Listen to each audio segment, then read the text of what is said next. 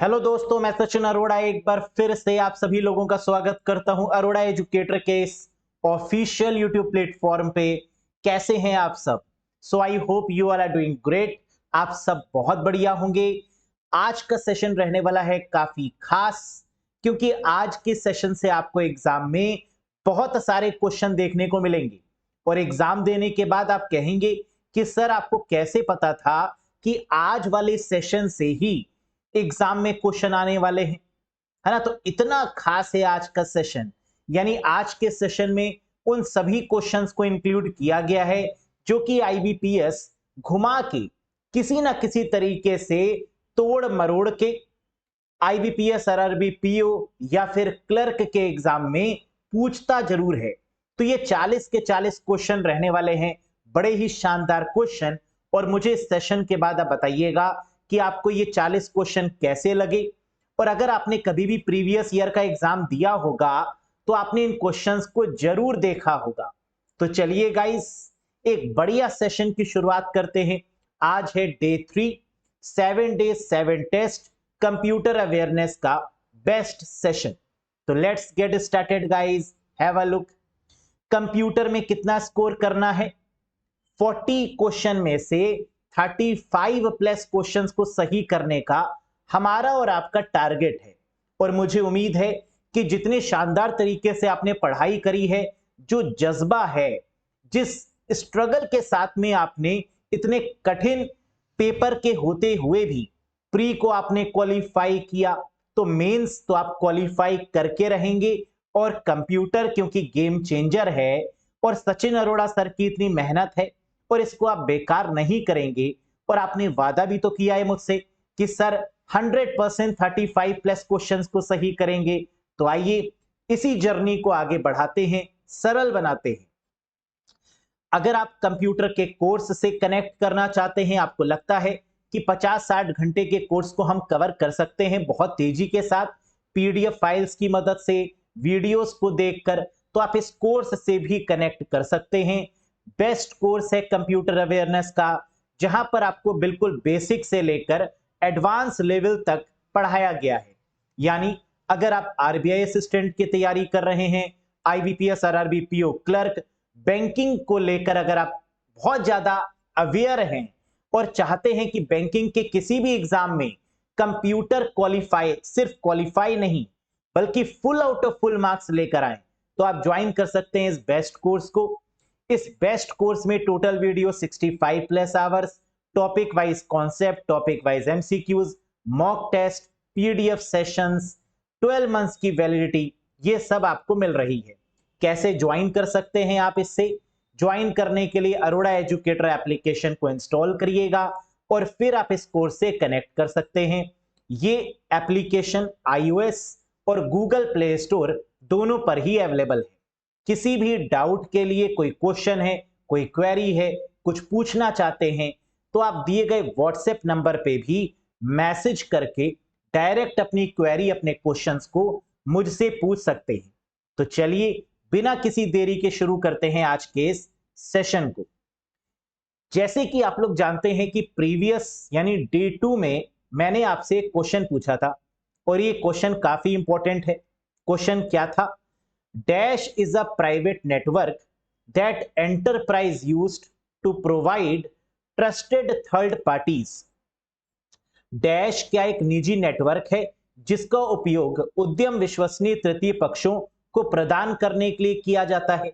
तो क्वेश्चन में सबसे पहले मैंने देखा प्राइवेट नेटवर्क, फिर मैंने देखा थर्ड पार्टी।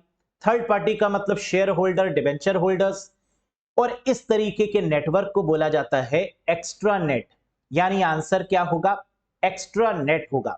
अगर यहां पर सिर्फ दिया होता private network with in an organisation by the employees, एक ऐसा प्राइवेट नेटवर्क, एक ऐसा निजी नेटवर्क जो एम्प्लॉइज यूज करते हैं, तो इस केस में हो जाता इंट्रानेट।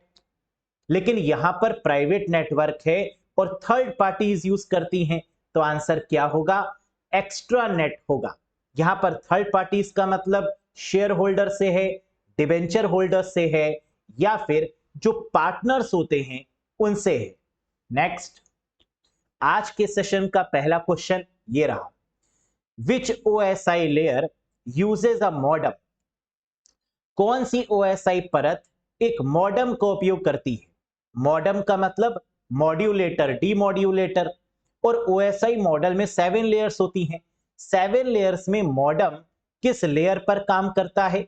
ये क्वेश्चन इसलिए इंपॉर्टेंट है क्योंकि मॉडम पहले के टाइम पर फिजिकल लेयर पे काम करता था, लेकिन आजकल मॉडम डेटा लिंक लेयर पे काम करता है। तो आंसर क्या होगा? डेटा लिंक लेयर, जिसे ओएसआई मॉडल की सेकंड लेयर बोला जाता है, that is the correct answer. और आप ये भी तो जानते हैं कि data link layer MAC address को सपोर्ट करती है। तो अगर एग्जाम में ये आ जाए कि which OSI layer uses a MAC address, तो आंसर क्या होगा? Data link layer. Data link layer data को किस फॉर्म में ट्रांसफर करती है? तो आंसर है फ्रेम्स के फॉर्म में। डेटा लिंक लेयर में जो डेटा है वो फ्रेम्स के फॉर्मेट में ही ट्रांसफर किया जाता है। Very good. Next, what is the shortcut key for the central alignment of a line और text in MS office software? बताइए। एमएस ऑफिस सॉफ्टवेयर में लाइन या टेक्स्ट को सेंट्रल अलाइन करने की शॉर्टकट की क्या है? आप जानते हैं, सेंटर अलाइन करने के लिए कंट्रोल ई का यूज किया जाता है। Very very famous one. ये क्वेश्चन ऐसे भी पूछते हैं कि कंट्रोल ई का इस्तेमाल क्यों किया जाता है? तो आंसर है फॉर सेंटर अलाइनमेंट। अलाइनमेंट कितने तरीके के होते हैं? How many types of alignment are there? तो आंसर है अलाइनमेंट 4 तरीके के होते हैं। कौन कौन से? राइट, लेफ्ट, सेंटर और जस्टिफाई। राइट, लेफ्ट, सेंटर और जस्टिफाई, ये 4 तरीके के अलाइनमेंट्स होते हैं। नेक्स्ट, क्वेश्चन नंबर 3, बताइए इसका आंसर क्या होगा? Which shortcut key is used to increase the font size in PowerPoint? PowerPoint में फॉन्ट साइज बढ़ाने के लिए किस शॉर्टकट की का प्रयोग करते हैं? तो जैसे ही आपने देखा इंक्रीज फॉन्ट, चाहे एमएस वर्ड हो, एक्सेल हो या पावर पॉइंट, सभी में फॉन्ट के साइज को बढ़ाने के लिए कंट्रोल शिफ्ट के साथ ग्रेटर देन के सिंबल का होता है इस्तेमाल। यानी करेक्ट आंसर होगा control shift greater than symbol. Next, IPv6 was created by whom and IPv6 is in which format? हम जानते हैं आईपी एड्रेस 2 तरीके के होते हैं, एक IPv4 और एक IPv6। यहां पर V का मतलब है version, internet protocol version 4, internet protocol version 6। हम जानते हैं IPv4 32 बिट का होता है और IPv6 128 बिट का। तो यहां पर आपका क्या होगा? बिट में 128 बिट। लेकिन पूछा गया है IPv6 किसके द्वारा क्रिएट किया गया है? तो करेक्ट आंसर है IETF के द्वारा। इन विच फॉर्मेट? Hexadecimal format. तो करेक्ट आंसर होगा fourth option is the correct one.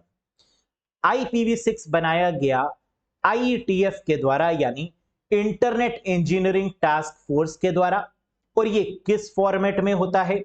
तो IPv6 और मैक एड्रेस दोनों ही हेक्साडेसिमल फॉर्मेट में होते हैं। एक बार फिर से, मैक एड्रेस और IPv6 ये दोनों हेक्साडेसिमल फॉर्मेट में होते हैं।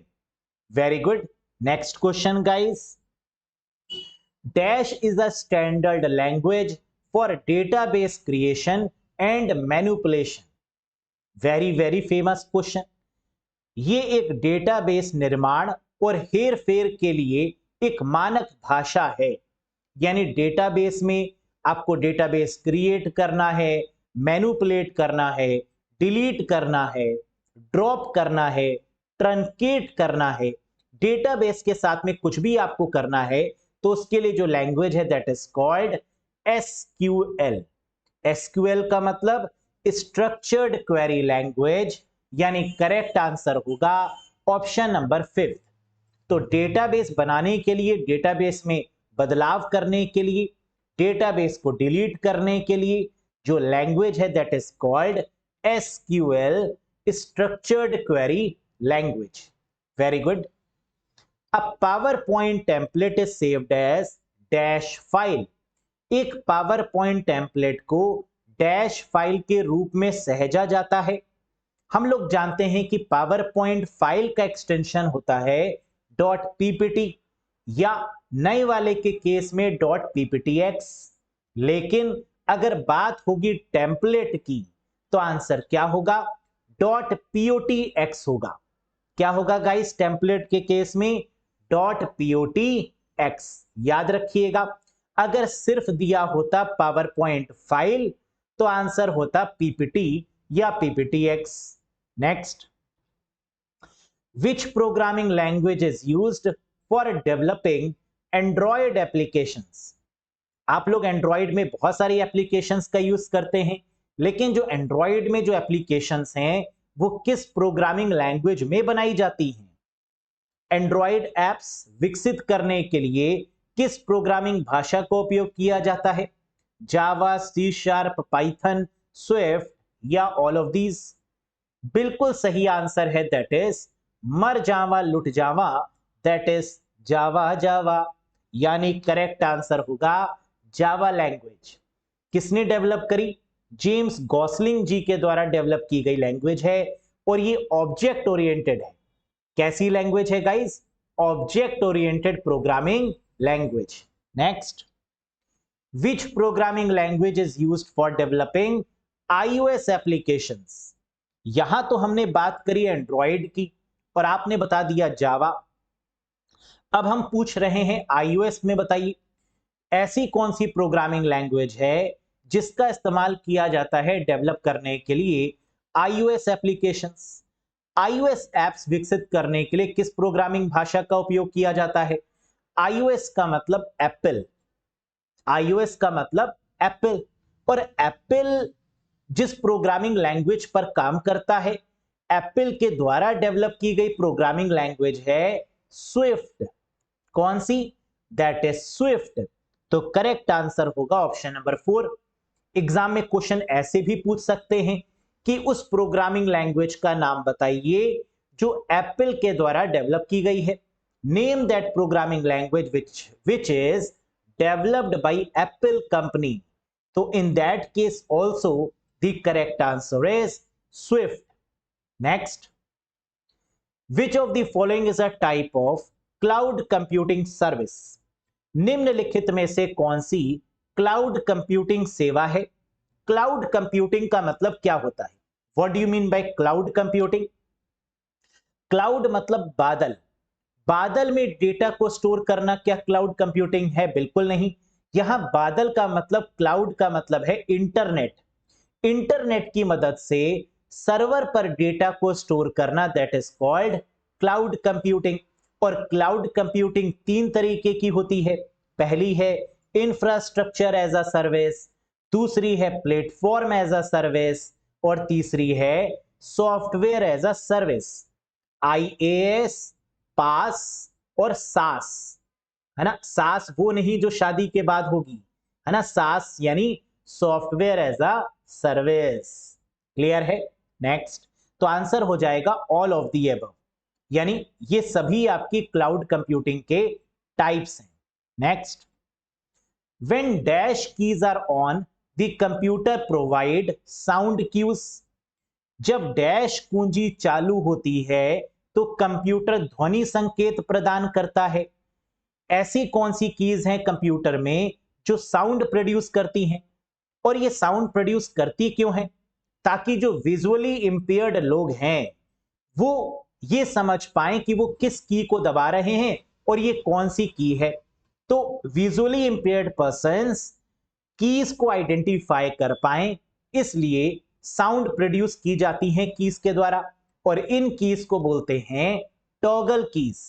क्या बोलते हैं गाइस? Toggle keys. और टॉगल कीज की कैटेगरी में 3 कीज आती हैं. कौन कौन सी? Caps lock, num lock, scroll lock. यानी वो कीज जिनके लास्ट में लॉक लगा होता है, ताला लगा होता है, उन्हें बोलते हैं टॉगल कीज. क्या ये बात याद रहेगी? वो कीज जिनके लास्ट में ताला यानी लॉक लगा होता है, that are called as toggle keys, ये कैप्स लॉक, नम लॉक और स्क्रॉल लॉक होती है। Next, which of the following is a popular open source database management system? निम्नलिखित में से कौन सा एक लोकप्रिय ओपन सोर्स डेटाबेस प्रबंधन प्रणाली है? और ये क्वेश्चन तो आप गलत करेंगे, मैं कह रहा हूं गलत करेंगे, सही करेंगे, देखते हैं। क्वेश्चन कह रहा था open source database management system. Open source का मतलब फ्री ऑफ कॉस्ट और जिसमें बदलाव भी पॉसिबल है, जिसमें एडिटिंग भी पॉसिबल है, ऐसे डेटाबेस मैनेजमेंट सिस्टम का नाम बताइए। MongoDB is the correct answer guys. यहां पर करेक्ट जवाब क्या होगा? मोंगोडीबी होगा। वैसे माई एसक्यूएल भी ओपन सोर्स है, लेकिन माई एसक्यूएल दिया ही नहीं हुआ है। माई एसक्यूएल होता तो वो भी सही होता, लेकिन माई एसक्यूएल की जगह पर यहां पर दिया हुआ है मोंगो डेटाबेस, जो अगेन ओपन सोर्स यानी फ्री ऑफ कॉस्ट है। तो ये मोजिला फायरफॉक्स क्या है? ये ब्राउजर है जो ओपन सोर्स है। यानी अगर एग्जाम में पूछा जाता, इस क्वेश्चन की जगह ये होता कि which of the following is a popular open source browser, तो आंसर हो जाता मोजिला फायरफॉक्स। समझ गए? Very good. Next, which of the following is a commonly used markup language for web development? ये तो आप कर लेंगे बहुत आसानी से। निम्नलिखित में से कौन सी वेब विकास के लिए आमतौर पर उपयोग की जाने वाली मार्कअप लैंग्वेज है? तो वेबसाइट को डेवलप करने के लिए 3 लैंग्वेजेस बनी हैं मेन तौर पर, जिसमें HTML आती है, CSS आती है और जावास्क्रिप्ट आती है। यहां दिया हुआ है HTML, तो हो जाएगा करेक्ट जवाब hyper text markup language used for web development purpose. इसकी मदद से हम वेबसाइट्स को या वेब पेजेस को डेवलप करते हैं। Next, which of the following is not a commonly used operating system for server? निम्नलिखित में से कौन सा सर्वर के लिए आमतौर पर उपयोग किया जाने वाला ऑपरेटिंग सिस्टम नहीं है? बताइए, सर्वर में किसका इस्तेमाल नहीं किया जाता है? Windows server, Linux, Mac operating system, free BSD या all of these? Windows server बहुत फेमस है सर्वर के लिए, Linux super duper famous for the server purpose, Mac operating system जी नहीं। मैक ऑपरेटिंग सिस्टम हालांकि ये मल्टी यूजर है, मल्टीटास्किंग भी है, लेकिन फिर भी सर्वर में इसका इस्तेमाल कम किया जाता है या ना के बराबर किया जाता है। तो आंसर हो जाएगा एप्पल का Mac operating system, that is not used for the server purpose. Next, set of instructions which instruct a computer to perform certain task is called? निर्देशों का वह समूह जो कंप्यूटर को कुछ कार्य करने का निर्देश देता है, उसे क्या कहते हैं? Debugger, assembler, program, flow chart या ऑल ऑफ दीज? तो कंप्यूटर में सेट ऑफ इंस्ट्रक्शंस का मतलब प्रोग्राम होता है, सॉफ्टवेयर होता है, तो दैट इज कॉल्ड प्रोग्राम। यानी आंसर होगा ऑप्शन नंबर 3। ठीक है, सेट ऑफ इंस्ट्रक्शंस मतलब जैसे हमने नोटपैड ओपन किया और नोटपैड पे हमने कुछ लाइंस लिखी, तो वो set of lines, set of instructions क्या क्रिएट कर रहा है? दैट इज कॉल्ड प्रोग्राम यानी सॉफ्टवेयर। क्लियर है? Next, which of the translator program converts high level language into its equivalent machine language? Very very popular question. अक्सर candidate इस question में confuse होते हैं। कौन सा अनुवादक प्रोग्राम उच्च स्तरीय भाषा को उसके समकक्ष मशीनी भाषा में परिवर्तित करता है? यानी ऐसा कौन सा ट्रांसलेटर है जो हाई लेवल लैंग्वेज को बाइनरी यानी मशीन लैंग्वेज में कन्वर्ट करता है? तो आंसर है कंपाइलर भी करता है और इंटरप्रेटर भी करता है। तो कंपाइलर और इंटरप्रेटर दोनों ही हाई लेवल लैंग्वेज को मशीन लैंग्वेज में कन्वर्ट करते हैं। डिफरेंस क्या है? कंपाइलर एक साथ कन्वर्ट करता है और इंटरप्रेटर लाइन बाय लाइन करके कन्वर्ट करता है। अब सर आपने तो कंफ्यूज कर दिया, क्योंकि यहां तो कंपाइलर भी है और इंटरप्रेटर भी है। अगर कंपाइलर होता तो कंपाइलर आप लगा देते, और अगर इंटरप्रेटर होता तो आप इंटरप्रेटर लगा देते। अब तो कंपाइलर भी है और इंटरप्रेटर भी है, तो क्या हुआ? करेक्ट आंसर हो जाएगा, यानी इस केस में जो प्राथमिकता आप देंगे, जो प्रायोरिटी आप देंगे, वो देंगे किसको? कंपाइलर को। तो कभी भी अगर कंपाइलर और इंटरप्रेटर दोनों में कंफ्यूजन हो तो हमेशा जो प्रायोरिटी, जो वेटेज मिलती है, वो किसको मिल जाती है? कंपाइलर को। समझ में आ गया? एक क्वेश्चन और भी आता है, ऐसी कौन सी प्रोग्रामिंग लैंग्वेज है जिसमें कंपाइलर और इंटरप्रेटर दोनों का यूज होता है? ऐसी कौन सी प्रोग्रामिंग लैंग्वेज है जिसमें कंपाइलर और इंटरप्रेटर दोनों का यूज होता है? तो करेक्ट आंसर होगा जावा, है ना। अगेन वही मर जावा लुट जावा, है ना, जावा जावा। तो आंसर क्या होगा फिर से? That is Java. इसमें कंपाइलर और इंटरप्रेटर दोनों का इस्तेमाल किया जाता है। Next, which of the language is said to be one of the oldest high level language? किस भाषा को सबसे पुरानी उच्च स्तरीय भाषा में से एक कहा जाता है? बताइए। ओल्डेस्ट है और हाई लेवल लैंग्वेज भी है। ओल्डेस्ट मतलब सबसे पुरानी या सबसे पहली, एक ही बात है ना। अगर हम ये कहें name the first high level language या name the oldest high level language, तो बात तो एक ही है। And the answer is Fortran. John Backus के द्वारा डेवलप की गई language, that is Fortran, formula translation. एक क्वेश्चन और भी आता है, ऐसी कौन सी प्रोग्रामिंग लैंग्वेज है जिसे साइंटिफिक लैंग्वेज का दर्जा मिला? Name that programming language which is called scientific language. इस केस में भी आंसर क्या होगा? फॉरट्रैन होगा, फॉर्मूला ट्रांसलेशन होगा।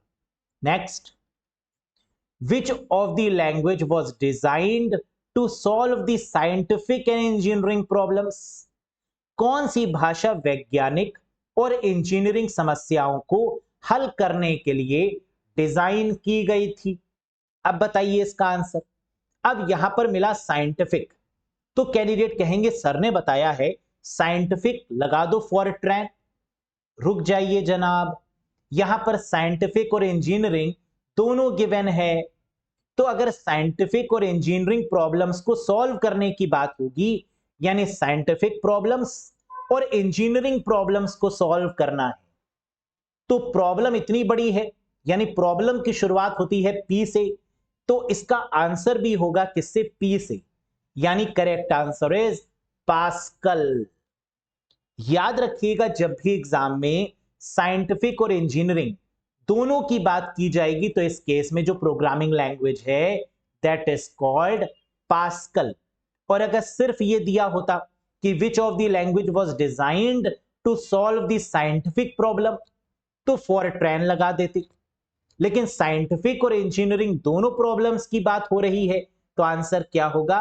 पास्कल होगा। Next, which is the core of the operating system? ये आंसर तो आपको पता होना चाहिए, बहुत कॉमन है। ऑपरेटिंग सिस्टम का मूल कौन सा है? कोर क्या है ऑपरेटिंग सिस्टम का, जिसके बिना ऑपरेटिंग सिस्टम चल नहीं सकता?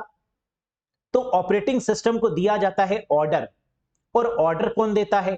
कर्नल, है ना। जैसे मिलिट्री में होता है कर्नल, वैसे ही कंप्यूटर में भी होता है कर्नल, जो ऑपरेटिंग सिस्टम को आदेश देता है कि तुम्हें प्रोसेस मैनेज करना है, तुम्हें मेमोरी मैनेज करनी है। तो मैनेजमेंट करने के लिए जो ऑर्डर देता है that is kernel. Next, which of the following is the extension of Notepad? निम्नलिखित में से कौन सा नोटपैड का विस्तार है, एक्सटेंशन है? ये तो चुटकियों में आप बता देंगे। क्या होगा? .txt, .xls, .ppt, .bmp या .rtf? Very good. नोटपैड का एक्सटेंशन है .txt, जिसे टेक्स्ट फाइल भी बोलते हैं। तो अब आप कहेंगे सर एक्सएलएस किसका है? वेरी गुड, एमएस एक्सेल का होता है एक्सएलएस। पीपीटी किसका है? पावर पॉइंट का। बीएमपी किसका है? बीएमपी की फुल फॉर्म होती है बिटमैप इमेज। और ये होता है किसका, पेंट का। पेंट का एक्सटेंशन है बीएमपी। आरटीएफ किसका है, आरटीएफ की फुल फॉर्म होती है रिच टेक्स्ट फॉर्मेट, और ये होता है किसका, वर्ड पैड का। तो वर्ड पैड का एक्सटेंशन है आरटीएफ, पेंट का है बीएमपी, पावर पॉइंट का है पीपीटी या पीपीटीएक्स, एक्सेल का है डॉट एक्सएलएस या डॉट एक्सएलएस एक्स, और यहां पर नोटपैड का हो गया dot TXT. Next, bankers algorithm is used, कह रहा है बताइए बैंकर एल्गोरिथम का प्रयोग क्यों किया जाता है। To prevent deadlock, to deadlock recovery, to solve the deadlock, all of these या none of these. Very very famous one, बहुत ही बार पूछा गया क्वेश्चन। आंसर होगा डेडलॉक को प्रिवेंट करने के लिए, डेडलॉक ना हो इस सिचुएशन को क्रिएट करने के लिए बैंकर्स एल्गोरिथम का यूज किया जाता है। तो आंसर होगा टू प्रिवेंट द डेडलॉक। क्या होगा guys, to prevent the deadlock. अब क्वेश्चन उठता है सर डेडलॉक क्या होता है, ये बता दीजिए तो मजा आ जाएगा, समझ में आ जाएगा कि बैंकर्स एल्गोरिथम का यूज किया जाता है डेडलॉक को प्रिवेंट करने के लिए। डेडलॉक मतलब क्या है, आइए समझते हैं। सपोज करिए आप किसी शादी में गए, आप नहीं, दो दोस्त थे और एक शादी में जाते हैं। सबसे लास्ट में जाते हैं जिस समय शादी खत्म होने वाली होती है, और सीधे खाने की तरफ भागते हैं। एक दोस्त को मिलती है प्लेट और दूसरे को मिलती है चम्मच यानी स्पून, क्योंकि बस यही बचा हुआ था, एक प्लेट बची हुई थी, एक चम्मच बचा हुआ था। तो एक दोस्त ने क्या किया, एक प्लेट उठा ली, दूसरे वाले दोस्त ने चम्मच यानी स्पून उठा ली। अब ना वो चम्मच छोड़ रहा है ना वो प्लेट छोड़ रहा है, तो अब दोनों लोग खाएं कैसे। तो अब दोनों लोग क्या कर रहे हैं, खा ही नहीं पा रहे हैं, क्योंकि उसको प्लेट की रिक्वायरमेंट है जिसके पास चम्मच है, और जिसके पास चम्मच है उसको प्लेट की रिक्वायरमेंट है। तो दोनों को एक दूसरे की रिक्वायरमेंट है। अब लग गया यहां पर क्या, डेडलॉक। इस कंडीशन को अवॉइड करने के लिए बैंकर्स एल्गोरिथम का यूज किया जाता है। क्लियर है guys, very good. What is boot strapping called, कह रहा है बूट स्ट्रैपिंग किसे बोलते हैं, cold boot, cold hot boot, cold hot strap, hot boot या रैंडम बूट। करेक्ट आंसर होगा boot strapping is called cold booting. देखिए बूटिंग का मतलब क्या होता है, जिस समय कंप्यूटर शटडाउन होके स्टार्ट होता है दैट इज कॉल्ड बूटिंग, और ये जो बूटिंग होती है शटडाउन होके स्टार्ट होने वाली that is called cold booting. तो इसलिए बूट स्ट्रैपिंग को और किस नाम से जानते हैं, कोल्ड बूटिंग के नाम से।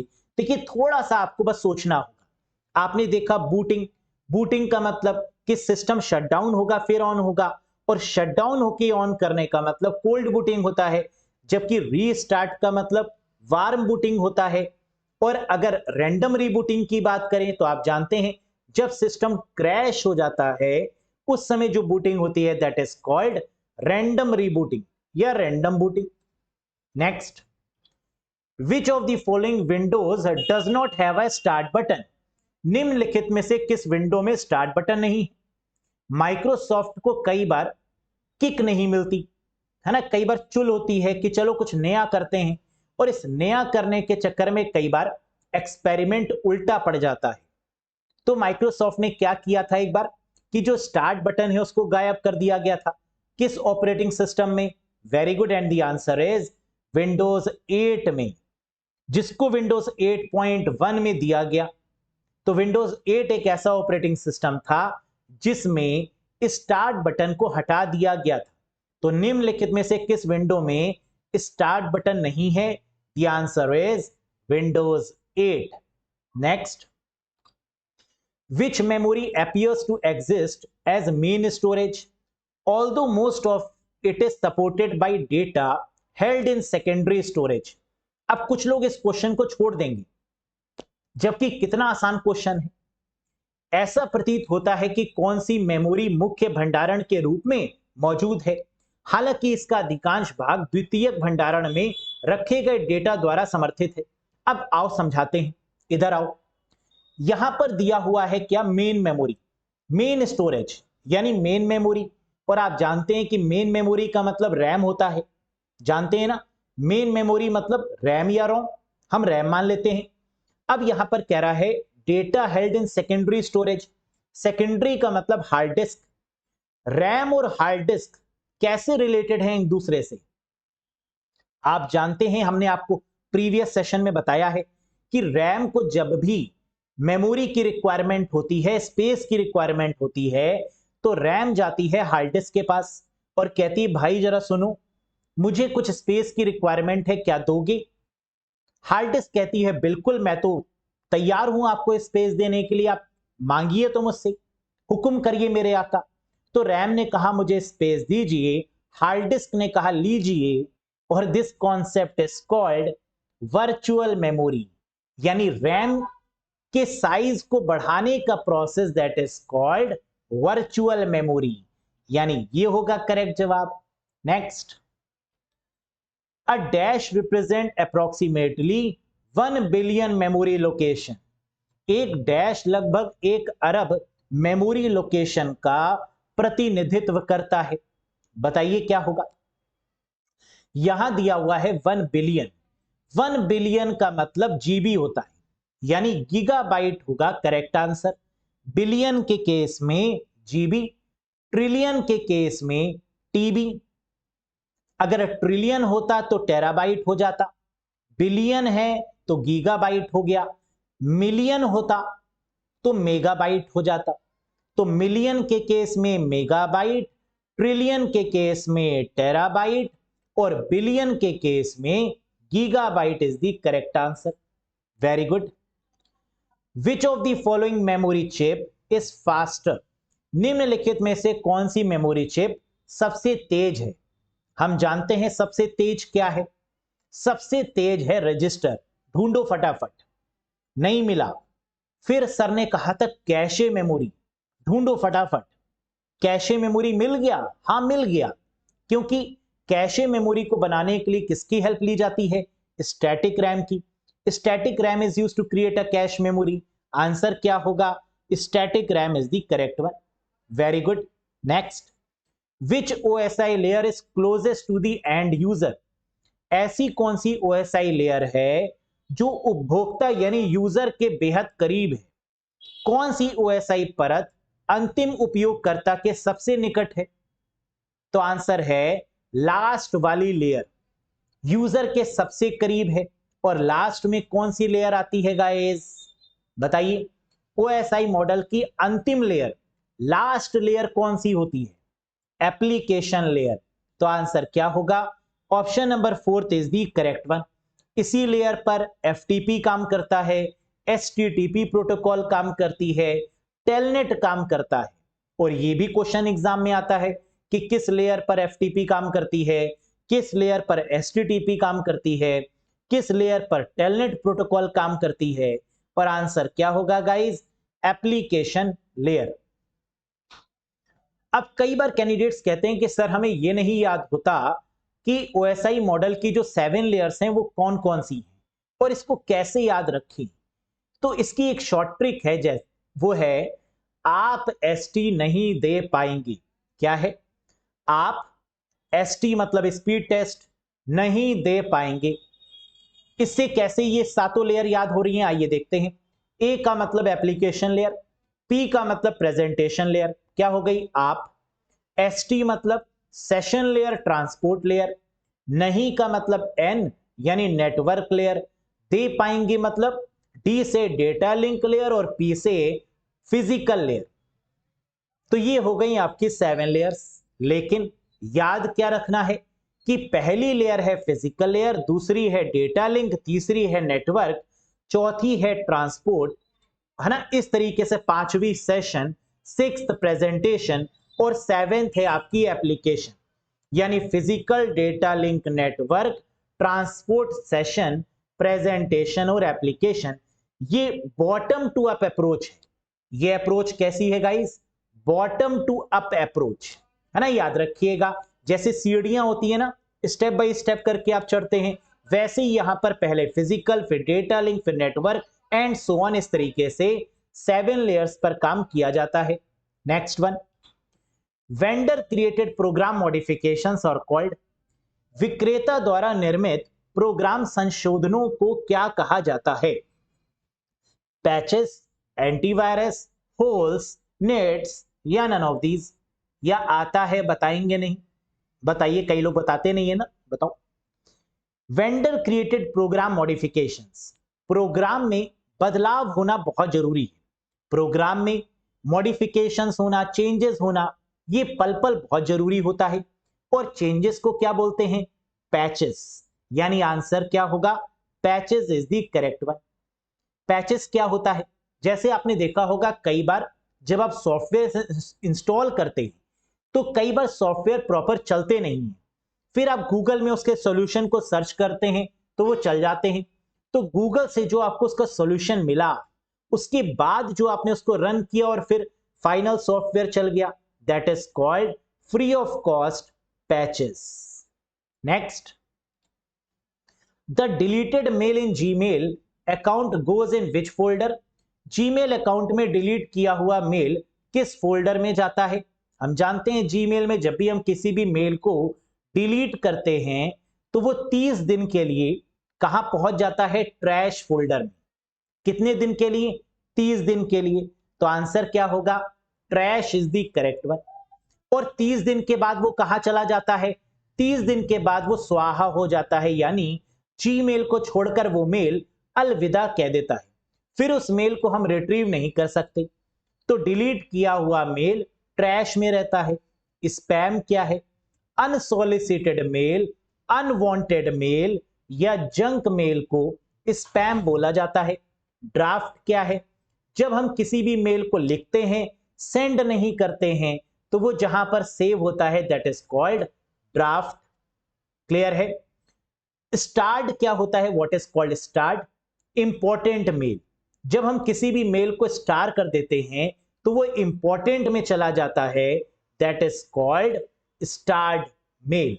Next, which of the following is not a character included in the octal number system? Very very famous one. निम्नलिखित में से कौन सा वर्ड ऑक्टल संख्या प्रणाली में शामिल नहीं है? हम जानते हैं कि ऑक्टल का मतलब होता है 8 और ऑक्टल की रेंज होती है 0 से 7। अगर रेंज है 0 से 7 तो इसका मतलब 8 तो आएगा ही नहीं। तो ऑक्टल नंबर में कौन सा कैरेक्टर इंक्लूडेड नहीं होता? Not included. The answer is 0 to 7 is included but 8 is not included. That is the correct one. Next, dash refers to the process of consolidation fragmented file on a computer's hard drive. ये question आपको मिलेगा ही मिलेगा, damn sure है, confirm है। बताइए, dash computer की hard drive पर खंडित फाइलों को समेकित करने की प्रक्रिया को संदर्भित करता है। क्या होगा आंसर? क्वेश्चन कह क्या रहा है इसको समझते हैं एक बार। क्वेश्चन का मतलब है कि जब हम कंप्यूटर में फाइल्स को डिलीट कर देते हैं तो वो फाइल तो डिलीट हो जाती है लेकिन उसकी स्पेस डिलीट नहीं होती, वो मेमोरी डिलीट नहीं होती। तो ऐसा कौन सा प्रोसेस है हार्ड डिस्क में जो कि यूज्ड फाइल को एक तरफ कर दे, यानी यूज्ड स्पेस को एक तरफ कर दे और अनयूज्ड स्पेस को एक तरफ कर दे? This is called disk defragmentation. Disk defragmentation refers to the process of consolidating fragmented files on a computer's hard drive। और इससे हमारे कंप्यूटर की स्पीड भी फास्ट हो जाती है। अगर हम डिस्क डीफ्रैगमेंटेशन को रन करेंगे तो क्या होगा? हमारे कंप्यूटर की जो स्पीड है वो बहुत फास्ट हो जाएगी, क्योंकि हार्ड डिस्क में जो अनयूज्ड स्पेस है वो एक तरफ हो जाएगी और यूज्ड स्पेस एक तरफ हो जाएगी। That is called disk defragmentation. Very good. Name the founder of antivirus software. Antivirus software के संस्थापक का नाम बताइए। एंटीवायरस सॉफ्टवेयर डेवलप करने वाले जो पर्सन है वो कौन है? And the answer is John McAfee, Bob Thomas, Gary Kildall, Alan Turing या none of these? Correct answer है जॉन अब्राहिम नहीं, जॉन मैकाफी, जिन्होंने मैकाफी एंटीवायरस को डेवलप किया। यही है एंटीवायरस सॉफ्टवेयर के पापा, और ये फेमस इसलिए हैं क्योंकि इनका हाल ही में निधन हुआ है। 75 इयर्स के ये थे। स्पेनिश प्रिजन में इनको रखा गया था और 23 जून 2021 को इनकी मृत्यु हो गई। इन्होंने सुसाइड कर लिया, है ना, ऐसा कहा जा रहा है। Next, Gmail uses dash as its default font. Gmail अपने डिफॉल्ट फॉन्ट के रूप में किसका उपयोग करता है? तो जीमेल में भी तो एक बाय डिफॉल्ट फॉन्ट होता है। जब भी हम जीमेल में मैसेज को लिखते हैं तो एक फिक्स फॉन्ट सपोर्ट करता है, और वो है सांस सेरिफ या sans serif. The correct answer is option number 4 is the right one. आप चेक भी कर सकते हैं, जब आप मेल को ओपन करेंगे तो आपको बाय डिफॉल्ट यहां पे नीचे सैंस सेरिफ का ऑप्शन दिखेगा, और यही है आपका बाय डिफॉल्ट फॉन्ट। आप अगर चाहें तो इसको चेंज भी कर सकते हैं, सैंस सेरिफ से बदल के serif, fixed with, wide, narrow, किसी में भी कन्वर्ट कर सकते हैं। Next, computer cookies were created in dash by dash. Computer cookies को डैश में डैश द्वारा बनाया गया। बताइए, कुकीज सेंड कौन करता है? सर्वर। स्टोर कहां पर होती हैं? ब्राउजर यानी क्लाइंट में, है ना। स्टोर कहां होती है? क्लाइंट यानी ब्राउजर में। सेंड करता है सर्वर, होती हैं टेक्स्ट फाइल में। और एक ब्राउजर 300 कुकीज को सपोर्ट करता है ना, आपने पढ़ा है कई बार। तो कुकीज के फाउंडर कौन है? लो मोंटुली, और ये बनी कब? 1994 में। तो computer cookies was created in 1994 by Lou Montulli, यानी option number second is the right one.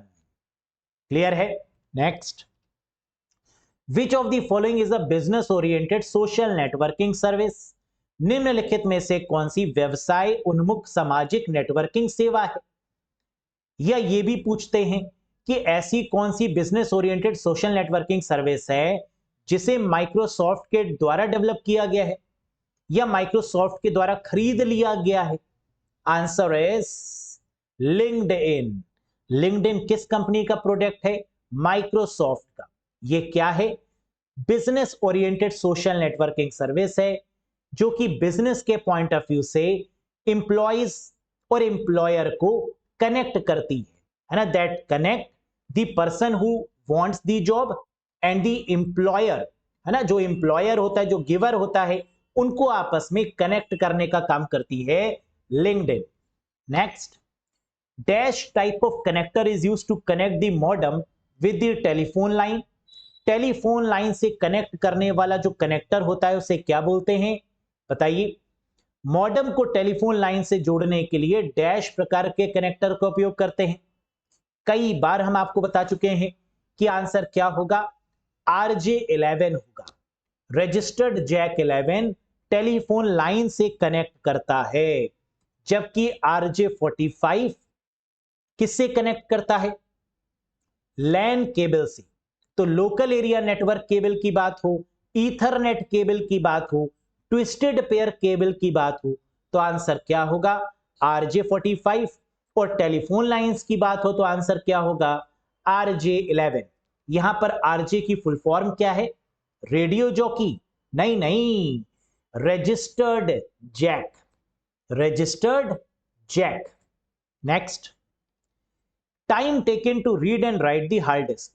Hard disk को पढ़ने और लिखने में लगा समय क्या कहलाता है? Time taken to read and write the hard disk. Hard disk को रीड और राइट करने में लगा समय, that is called seek time. कैसे याद करें? लिखना और पढ़ना यानी सीखना, और सीखने को बोलते हैं सीक। तो आंसर क्या हो जाएगा? Seek time. लेटेंसी टाइम क्या है? Request and response. Time taken to request and response the hard disk is called latency time. याद रखिएगा, लेटेंसी को ऐसे याद रखिए, लेट मतलब अगर कोई लेट हो जाता है या कोई लेट जाता है तो उसे रिक्वेस्ट करनी पड़ती है उठाने के लिए, है ना। कोई लेट गया तो आप क्या करते हो? उसे रिक्वेस्ट करते हैं, भाई उठ जाओ, भाई उठ जाओ। तो यानी रिक्वेस्ट और रिस्पॉन्स में लगा समय लेटेंसी टाइम है, और रीड और राइट में लगा समय सीक टाइम है। ऐसे आप याद रख सकते हैं। Next, what is the process of smoothing out digital noise in graphics called? Graphics में डिजिटल शोर को सुचारू करने की प्रक्रिया को क्या कहा जाता है? ग्राफिक्स इमेजेस को बेहतर बनाने के लिए किसका यूज किया जाता है? रिफ्रैक्टिंग, राउंडिंग, फ्लैटनिंग, डीथरिंग या नन ऑफ दीज? सही आंसर है डीथरिंग का। इमेजेस को बहुत बहुत ही ज्यादा बेहतर बनाने के लिए जिस प्रोसेस का यूज करते हैं दैट इज कॉल्ड डीथरिंग, है ना। जैसे आपको दिख रहा है ये इमेज गड़बड़ सी है, इसको इतना स्मूथ किया जाएगा, इतना स्मूथ किया जाएगा कि ये इमेज निखर के आ जाएगी। तो इस निखर के आने के प्रोसेस को क्या बोलते हैं guys? Dithering. Next, Apple spreadsheet software is called? Very very very famous question. Apple के स्प्रेडशीट सॉफ्टवेयर को क्या कहा जाता है? Pages, Numbers, Keynote, VisiCalc या फिर none of these? And the correct answer is Apple के स्प्रेडशीट सॉफ्टवेयर को बोलते हैं नंबर्स। तो यहां पर करेक्ट आंसर होगा दैट इज नंबर्स। अब यहां पर याद रखने वाली जो चीज है वो तीन है। एप्पल का जो वर्ड प्रोसेसिंग है, ऐसे सॉफ्टवेयर को बोलते हैं पेजेस। एप्पल के स्प्रेडशीट सॉफ्टवेयर को बोलते हैं नंबर्स, और एप्पल के प्रेजेंटेशन सॉफ्टवेयर को बोलते हैं कीनोट। यानी अगर एमएस ऑफिस की बात करें तो एमएस वर्ड का ऑल्टरनेटिव है पेजेस, एमएस एक्सेल का ऑल्टरनेटिव है नंबर्स, और एमएस पावर पॉइंट का ऑल्टरनेटिव है कीनोट। इस तरीके से याद रखिएगा, क्योंकि कई बार एग्जाम में ऑल्टरनेटिव भी पूछते हैं और डायरेक्ट आपसे क्वेश्चन पूछ लेते हैं वर्ड प्रोसेसिंग बताइए एप्पल का स्प्रेडशीट बताइए, एप्पल की प्रेजेंटेशन बताइए। ये आईबीपीएस को बहुत ज्यादा पसंद है। Next, what type of parallel port was used in Apple computers? Apple के कंप्यूटर में किस प्रकार के पैरेलल पोर्ट का उपयोग किया जाता है? हम जानते हैं एप्पल के कंप्यूटर्स में सिर्फ एक ही पोर्ट का इस्तेमाल होता है, दैट इज SCSI पोर्ट, जिसे पैरेलल पोर्ट भी बोलते हैं। तो करेक्ट आंसर होगा स्मॉल कंप्यूटर सिस्टम इंटरफेस।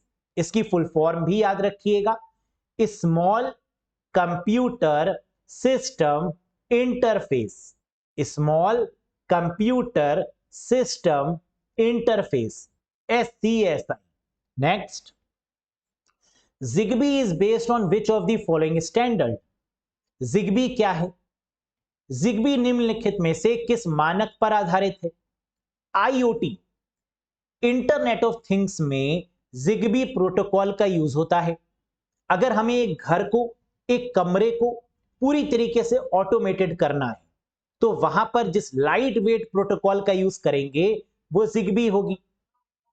और Zigbee प्रोटोकॉल जिस IEEE स्टैंडर्ड पे काम करती है वो है IEEE 802.15.4, यानी करेक्ट आंसर होगा option number 2। Very very famous one. IoT और Zigbee पर क्वेश्चन एग्जाम में जरूर बनता है। ब्लूटूथ टेक्नोलॉजी पुरानी हो चुकी है, IoT जिस टेक्नोलॉजी पे काम कर रहा है इस समय वो है Zigbee, और ये टेक्नोलॉजी जिस IEEE पर काम करती है वो है 802.15.4। इसको जरूर याद रखिएगा, फेमस क्वेश्चन है। तो इसी के साथ बेस्ट 40 क्वेश्चंस पर चर्चा हो चुकी है। उम्मीद करते हैं कि आप लोग ने 40 में से मैक्सिमम स्कोर किया होगा। कितना स्कोर किया एक बार कमेंट करके बताइएगा कि आउट ऑफ 40 आपका स्कोर कितना रहा गाइस। ये रहा क्वेश्चन ऑफ द डे। आप जानते हैं बड़ा फेमस है चैटबॉट, है ना, और इस समय काफी चर्चा में भी है, और एग्जाम में चैटबॉट से एक क्वेश्चन तो आएगा ही आएगा। जरा बताइए इसका answer. Dash is an artificial intelligence chatbot developed by San Francisco based startup Open AI।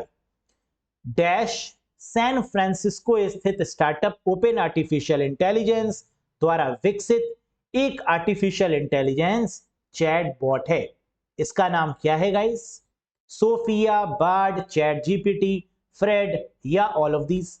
अगर आपको पता है इसका आंसर तो कमेंट बॉक्स में कमेंट करके जरूर बताइएगा कैसा लगा आपको यह सेशन। अगर पसंद आया हो तो एक बार लाइक कर दीजिएगा, चैनल पर नए हो तो सब्सक्राइब जरूर करिएगा, और अगर कंप्यूटर में कॉन्फिडेंस लो है तो एक बार इस कोर्स से कनेक्ट होके देखिए। और इस कोर्स का जलवा यह है कि यहां बेसिक लेवल से एडवांस लेवल तक पीडीएफ, एमसीक्यूज, कॉन्सेप्ट्स सब कुछ आपको यहां पर देखने को मिलेगा।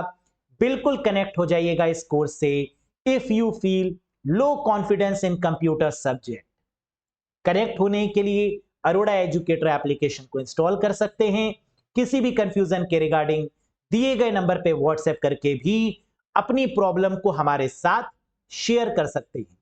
किसी भी क्वेश्चन में कोई भी कंफ्यूजन है, कोई भी डाउट है, तो कमेंट सेक्शन में कमेंट करके भी पूछ सकते हैं। तो that's all for today guys.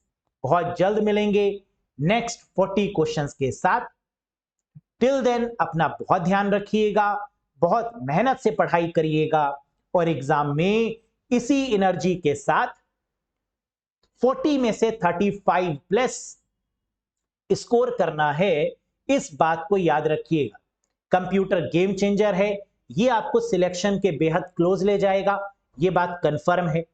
बस क्वेश्चन को अच्छे से पढ़ना है, जितना मैंने आपको पढ़ाया है उसको अच्छे से रिवाइज करना है, और अपने माइंड को एक मैसेज देना है कि कंप्यूटर आसान है। 5 ऑप्शन में से एक सही ऑप्शन को लगाना इतना मुश्किल नहीं है। आप 40 में से 40 क्वेश्चंस भी सही कर सकते हैं। अगर आपने डिसाइड कर लिया है और अपने माइंड से ये कह दिया है कि कंप्यूटर आसान है, तो ये आपके लिए आसान होगा। लेकिन अगर आपने ये कहा कि कंप्यूटर टफ है, मुझको नहीं आती, मुझसे नहीं होगा, तो फिर नहीं होगा। जैसे आप अपने आप को ट्रेंड करते हैं वैसे ही आप बन जाते हैं। तो इसीलिए पॉजिटिव सोचिए, पॉजिटिव बोलिए, तो रिजल्ट भी हमेशा क्या होगा? पॉजिटिव ही होगा। God bless you guys. That's all for today. Thank you very much. Bye bye and take care.